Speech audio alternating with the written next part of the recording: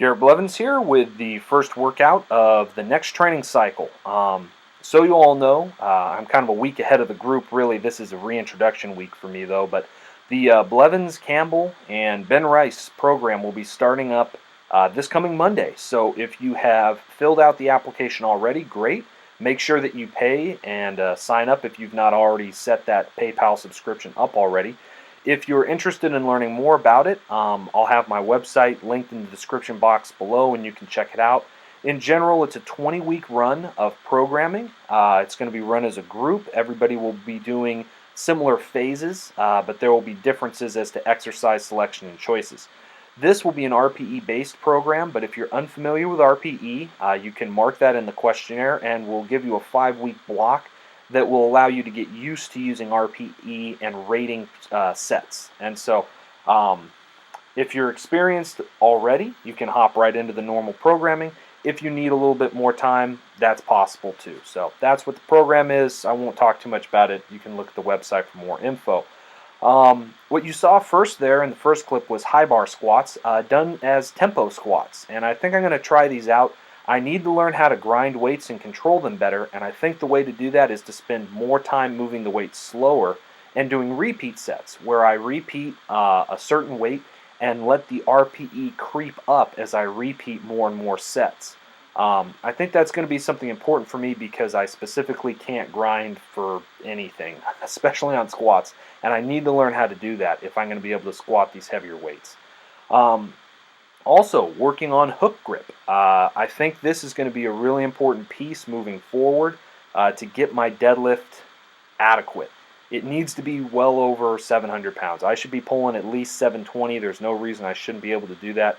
It's crazy that I could even attempt to squat 733 and I'm trying to pull, 700 pounds. Just doesn't make sense. Shorter range of motion, everything else. I need to get my form set up on this. And part of that, I think hook grip is going to assist with. My upper body has been growing since I've been gaining weight, and my lats have really made it difficult to get in a good position. So hook grip is going to be a learning curve. This is probably my third time doing it, but $4.95 for 3 hook grip thought was pretty good, then switched to mixed grip forward. I want to start a new series. I had, as I've mentioned before, a Christian ethics class that I just got out of.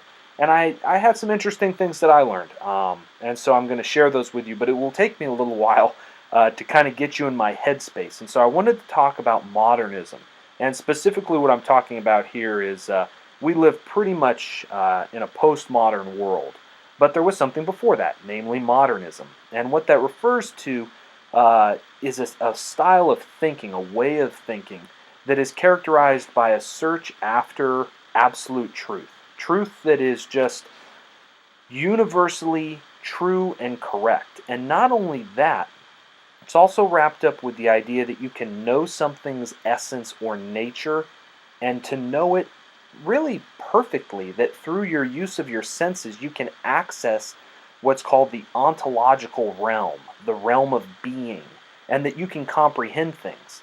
For Kant, who is a modern philosopher, one of the best examples of a modern philosopher, I thought this quote was appropriate, that nothing is divine but what is agreeable to reason.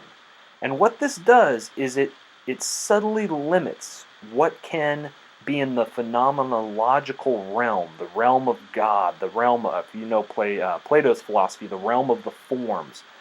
And it says that it can only be in that realm if it is agreeable to reason, which means that human beings can access it through reason. And it is the postmoderns who question that idea, that truth is knowable, or that a person or that God would be knowable on that level, and that reason could kind of mount an attack against that other and comprehend it totally.